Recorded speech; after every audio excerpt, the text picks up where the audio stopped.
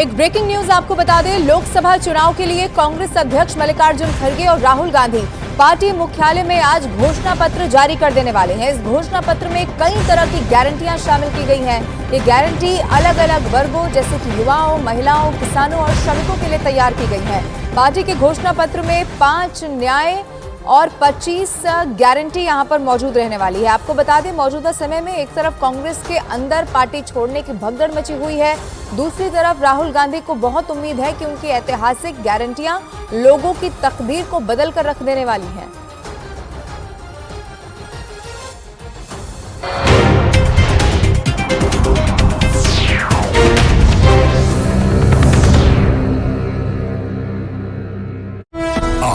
घर पर पूजा भी की, परिवार वालों का आशीर्वाद लिया और समर्थकों की नारेबाजी के बीच घर से निकले।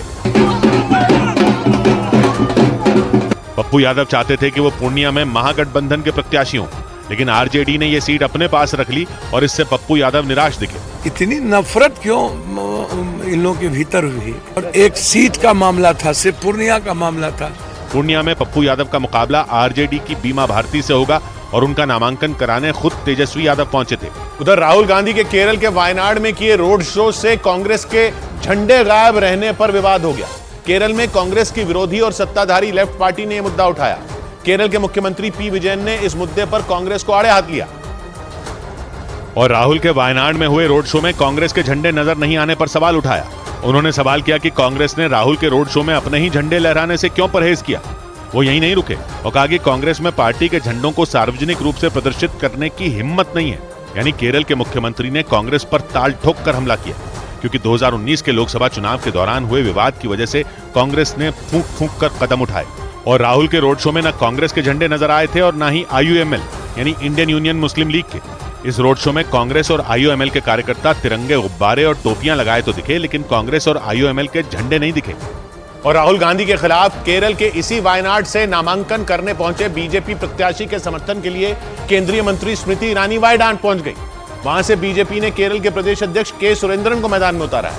इस सीट से राहुल गांधी ने एक दिन पहले ही नामांकन का पर्चा भरा और अगले दिन बीजेपी के प्रत्याशी और केरल बीजेपी के अध्यक्ष के सुरेंद्रन ने नामांकन से पहले एक बड़ी रैली की। इस रैली में स्मृति ईरानी भी उनके साथ नजर आई। खुले ट्रक में खड़े के सुरेंद्रन और स्मृति ईरानी को देखकर बीजेपी कार्यकर्ताओं ने उनके समर्थन में नारेबाजी शुरू कर दी। इस रोड शो के लिए केरल के वायनाड में बड़ी तादाद में बीजेपी समर्थक पहुंचे। उनके हाथों में बीजेपी के झंडे नजर आए, लेकिन सबसे ज्यादा चर्चा वायनाड पहुंची स्मृति ईरानी की ही रही, क्योंकि उन्होंने पिछले लोकसभा चुनाव में कांग्रेस का गढ़ कहे जाने वाले अमेठी से राहुल गांधी को मात दी। हालांकि 2019 में उन्होंने यूपी की अमेठी लोकसभा सीट के साथ ही केरल की वायनाड सीट से भी चुनाव लड़ा था और वो यहाँ से जीत गए थे। लेकिन इस बार जैसे ही उन्होंने वायनाड से नामांकन किया, स्मृति ईरानी उनके इस नए गढ़ में भी उन्हें टक्कर देने पहुंच गई। हालांकि वो यहाँ राहुल गांधी से मुकाबला नहीं करेंगी, लेकिन वहां स्मृति ईरानी को भेजकर बीजेपी ने ये साफ कर दिया कि वो राहुल गांधी को अमेठी की हार भूलने नहीं देगी।